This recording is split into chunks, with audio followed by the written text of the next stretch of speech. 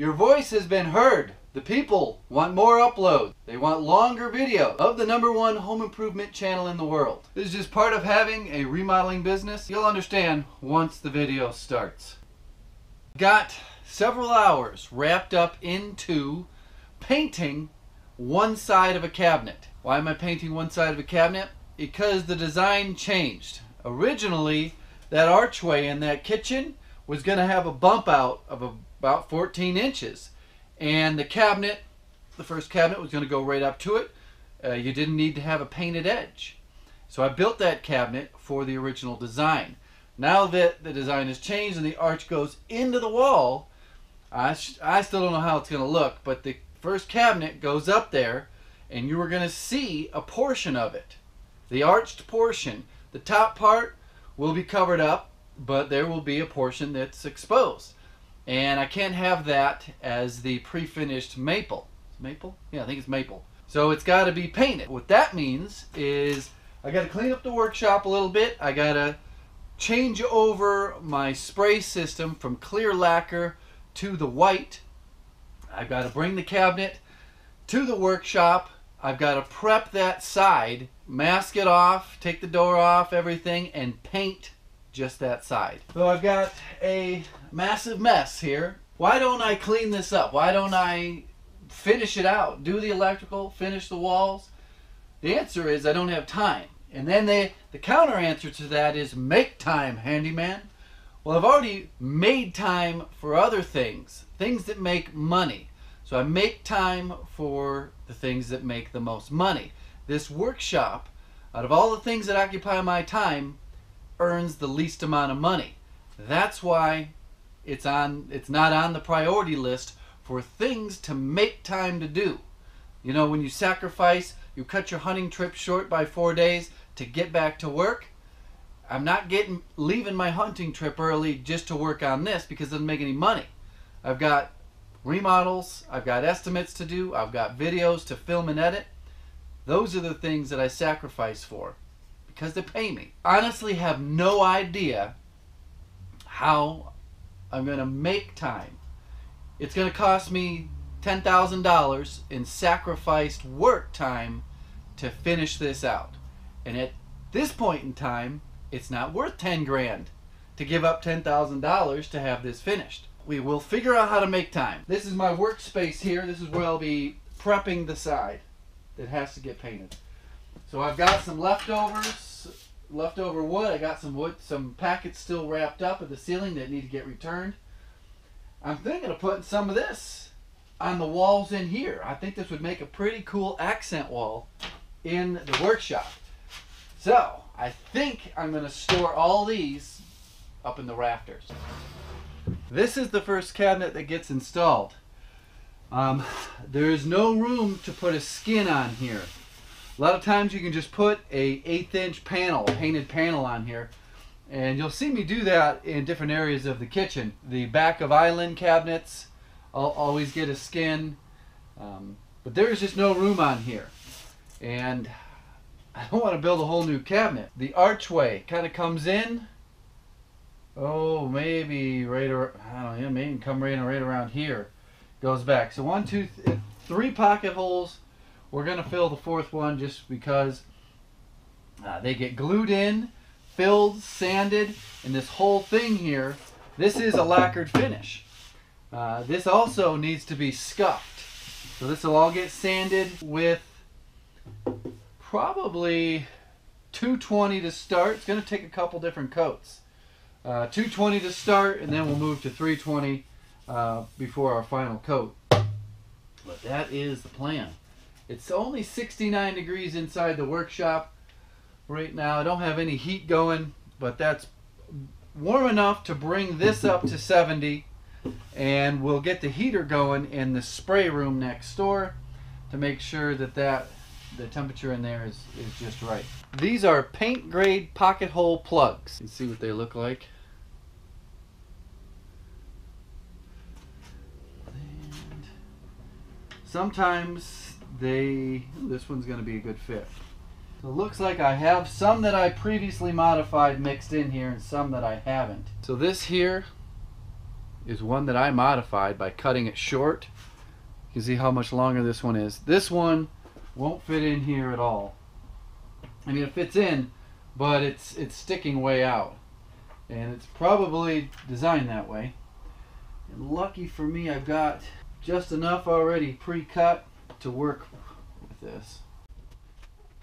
This is it's Tight Bond 2 that I have in this glue bot. I'd seen it on YouTube videos for a long time, and well, I just broke down and bought it to see if it was up to all the hype, and it is. It is. So I can have glue come out without tipping it upside down. And it just helps getting that glue into different spots. Just coat it and squish it in there. What I should have had is a wet rag ready to go. So I'm going to go grab that real quick. Wet rag. Easy cleanup while it's still wet. Once it's dry, it's a different story.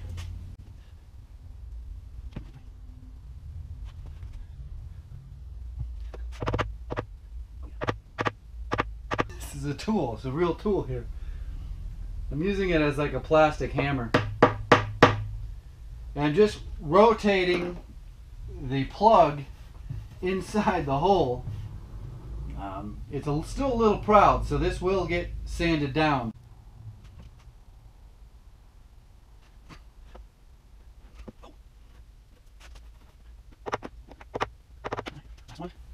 This stuff doesn't take that long to dry.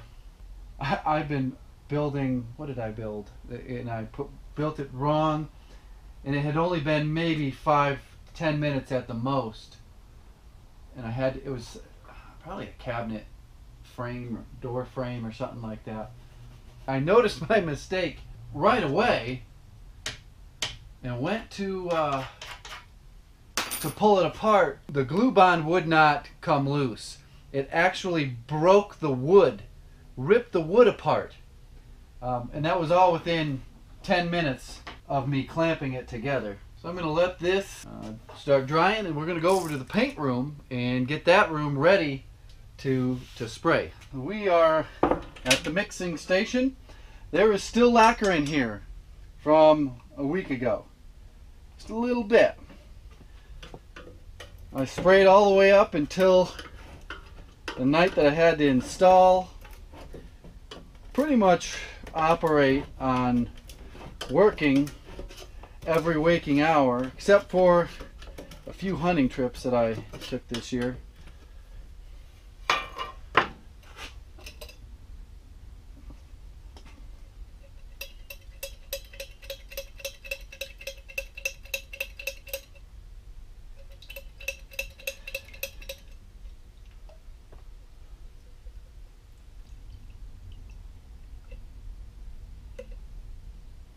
Sherwood Cab acrylic lacquer. It's what I sprayed that tongue and groove ceiling with. This is a non-yellowing lacquer. It won't yellow over time. So now I got to clean this spray gun out. I really need to get 2 guns, spray guns. One for paint, which is most likely going to be white. Of course, I'm not sure. I've been spraying at all sorts of different colors. This is going to sit. I get this switched around. I'm pulling the trigger, letting that lacquer get up around the needle and the jet or whatever it seats into, that tip, that bronze tip there.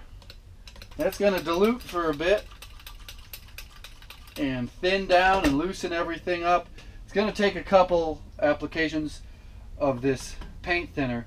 I'll dump this out in a few minutes and then do it again. Get some clean lacquer thinner in there. I'm not going to break it down and take it completely apart. I did do that the last time, which was about a week ago, when I had this all set up for spraying the white. Took every piece out, the whole back out, the needles, the springs, everything. So it's pretty clean. But this should work. I got my sawhorses here, and what angle do I want to paint? I want to paint right here. I'm going to make a little bench for the cabinet to sit on. Move my coat hangers out of the way.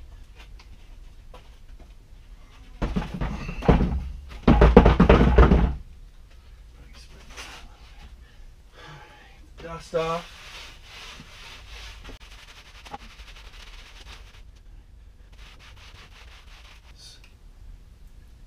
Yeah, it's getting real thin.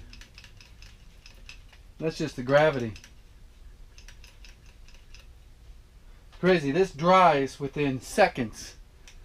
Lacquer thinner dries real quick. I'm going to go dump this, and we're going to do another application. I'm going to swirl it around real good though before I dump it. This is real cabinet paint.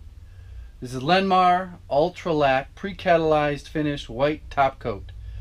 And then some stuff in Spanish. For professional use only. You got to be a professional to get this stuff. If you are just a homeowner, there are ways to get this. You can create an account. They don't even need to really see a business card. So this stuff here I get for, I think it's $40 for the gallon, because I'm a professional and made an account with this place. But you know, I don't buy it in bulk. This Sherwood, this stuff here, I think I get this for $43 a gallon. And some salesman put my name in there and said, let's see what we can get the price down for you. I don't buy anything on credit. And they always ask, you want to set up a credit account for your employees? I said, ha, I ain't got no employees. I ain't that silly. So I'm just giving this a manual shake, and it will also get stirred. There will be a layer of the solids in here, bulked up at the bottom. Just seeing if I can help work them loose a little bit by giving it a shake. See how good of a job I did shaking. Pretty good. I don't feel, you'll always feel a gumminess on the bottom. I bought this whole box of mixing cups. I think it was 50 to 100 of them. And they're like pennies a piece. And they have worked out great. So what I do is I just take a razor blade and I make a little ladle, basically.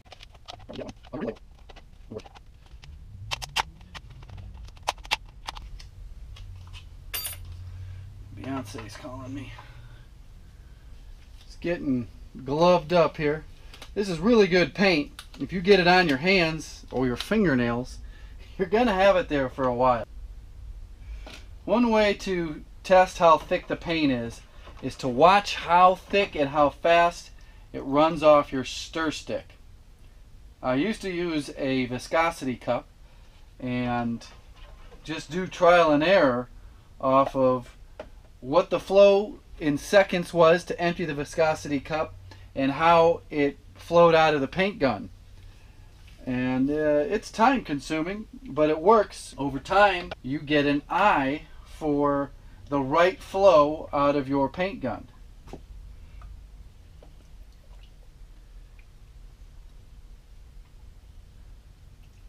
And it's not a ratio, it's a flow, because you always you put your excess back into the paint can.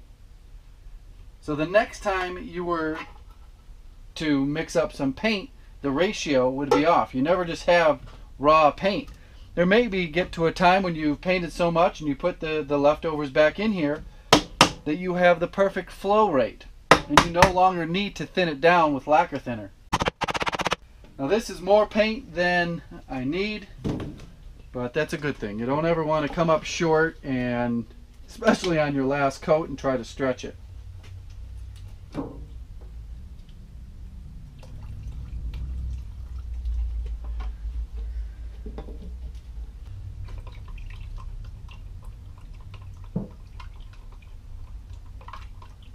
It's a little on the thicker side.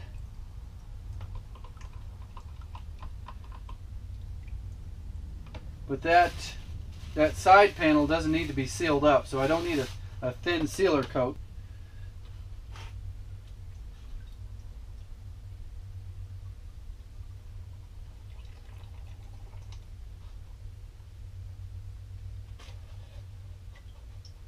Now this paint is good to go.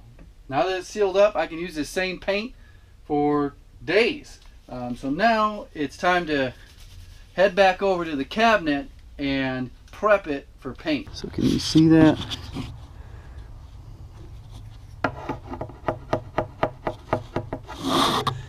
Not much, but that's quite a bit of sanding to get that down. And this one here is what I used the planer for. And you can see I had a little chip out there, but that will get filled with filler. So I've got this planer here, haven't used it in maybe a year. And I just showed you the difference between one that's been planed and one that hasn't been planed. And it's not working too bad. You hit it too hard and you take too much off of this light, soft pine, you can get a little bit of a blowout.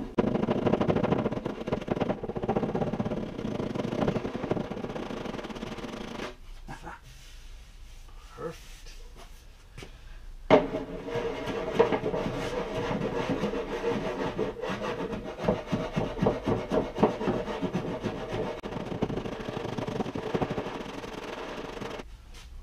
Not bad at all.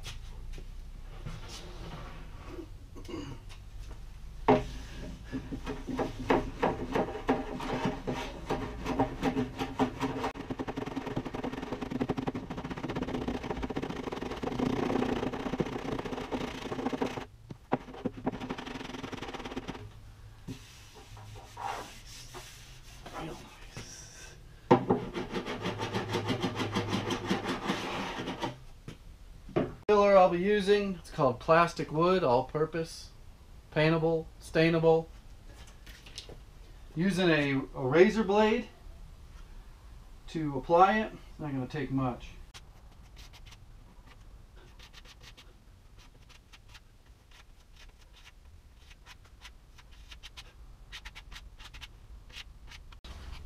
Here's a close-up of those pocket hole plugs filled.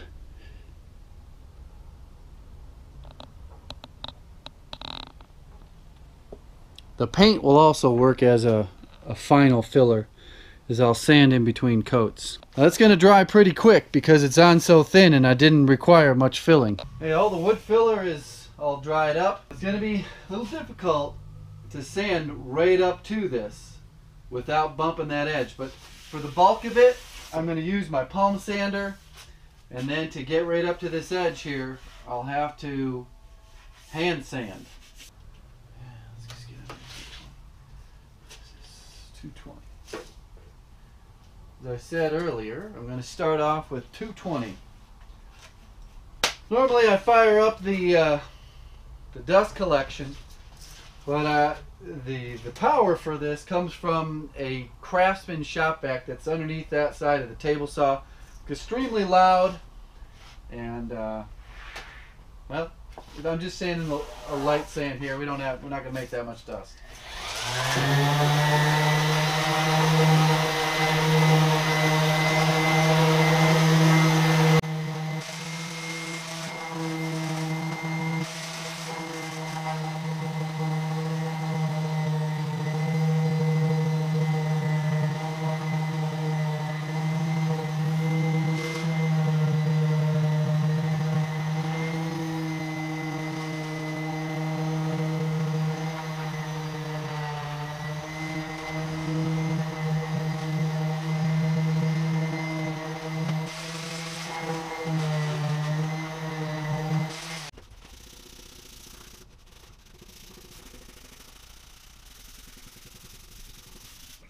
It's actually sanding pretty easy right up to the edge of the frame.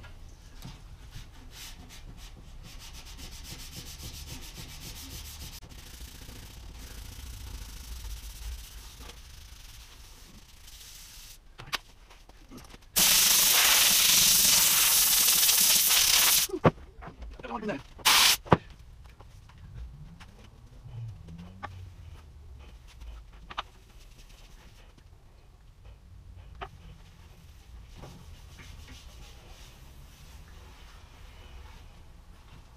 Now this edge of the frame here is also going to be visible.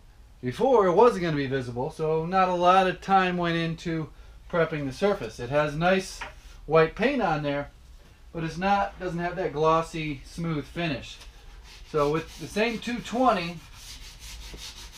I'm going to sand the edge here. I put this on.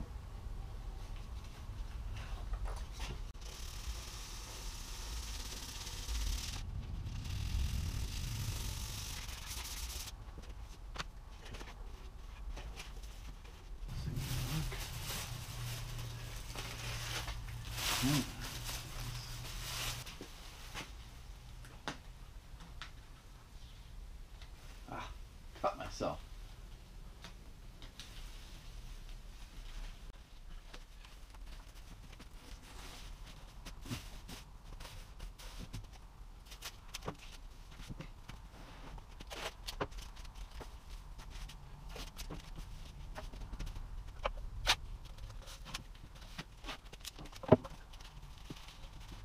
Right. Just like that. This thing's ready to paint. Be interesting to see how well this covers. So I'm going to purposely put a little bit thicker paint right here because I can definitely tell there's a little something going on in there. These ones down here feel better.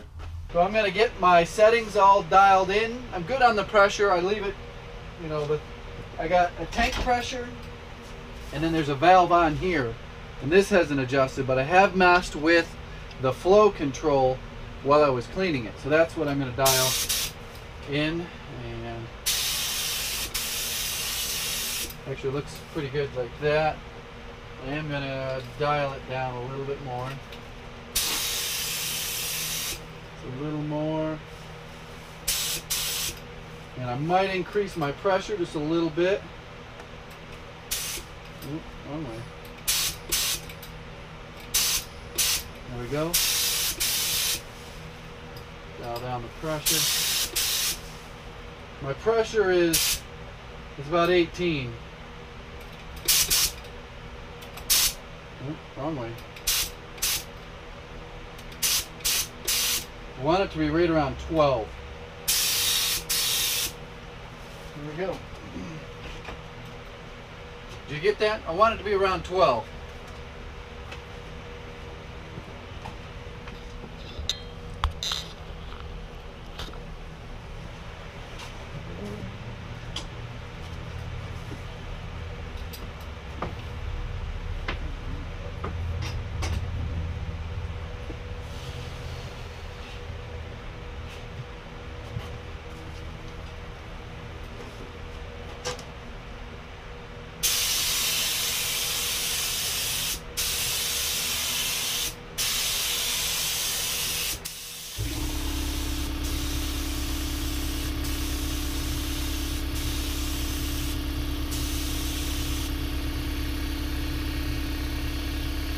Well, I'm basically turning that room into an oven and getting that, just to get that to cure faster. One step I forgot to do is with my wood filler is I normally thin it down to make it more fluid and thinner. The thinness or the low viscosity of it just makes it smooth out better when you're applying it.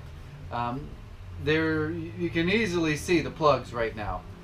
So I'll give it a sand again with 220, and I did hit those plug spots up with an extra layer of paint. We'll sand it, and I got a feeling I'm going to put on a thin layer of the wood filler. It's been about 15 minutes. I'm going to use the same sanding pad I had on there, 220. Put the mask on and see what we got to work with.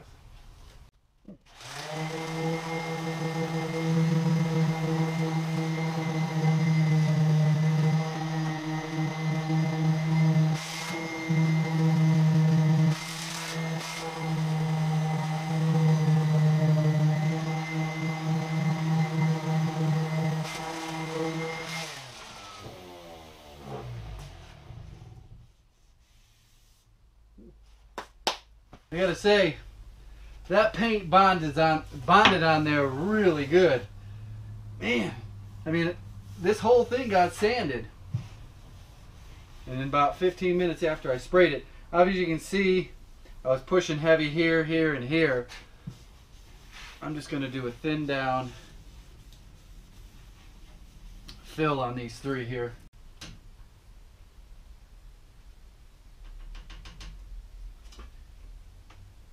Not going to take much water.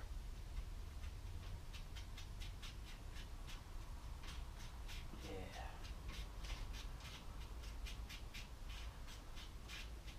Kind of like thinning down joint compound with water when you do your taping.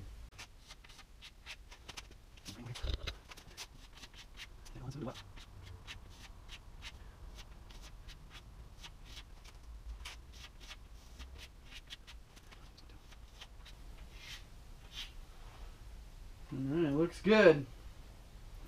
Give this about 15 minutes and we'll sand this off, tack it off, and put on another coat. Been messing with Instagram trying to do this swipe up thing. It's very frustrating. Every time I add a link and hit the check mark to be done, it just vanishes. Everything, the whole story. Oh boy.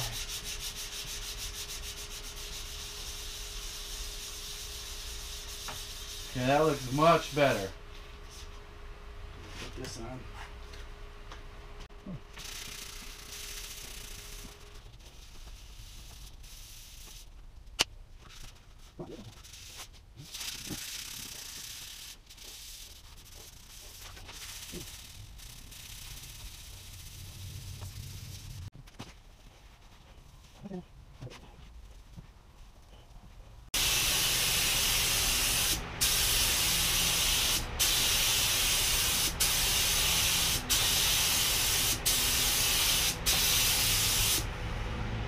I've already sanded and tacked it off, and I'm getting ready to spray again. I've turned down the pressure even more. I'm at like 9 or 10 pounds while the trigger is pulled. Right now it reads tank pressure. So I'm going to give this a spray and see how it comes out. It's coming out a little too heavy the last time.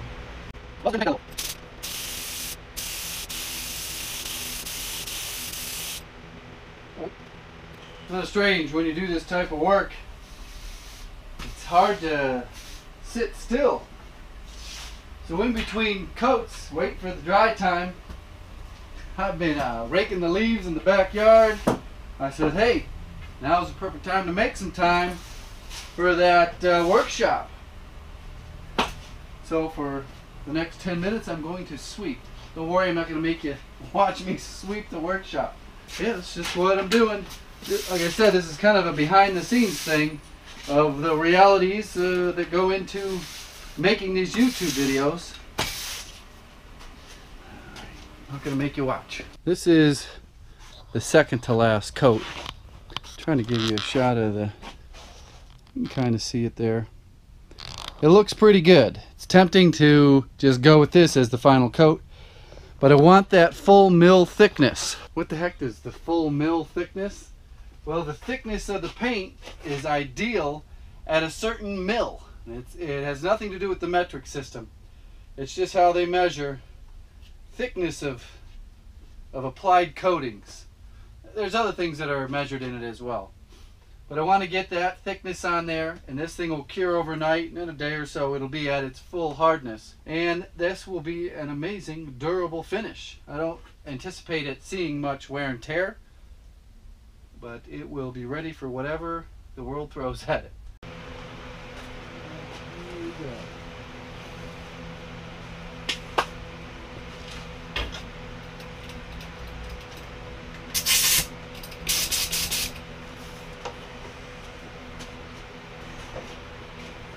I'm doing almost 1/4 overlaps, probably closer to 1/3 overlaps. That means I go down with like a half a fan, go up, and it recoats that section that I just sprayed, and I'm just working my way over.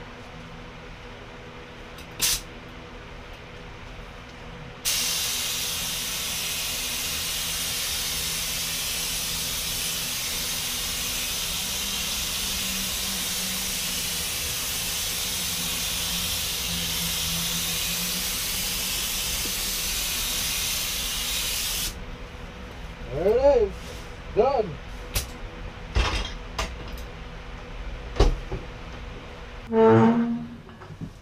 Well, that is the end of the video. The behind the scenes stuff that, well, only you get to see. I think the next video will be how I lay out the cabinets. Basically, it's the laser level, it sits on the oven. I measure down from the ceiling and certain points to get the correct level line.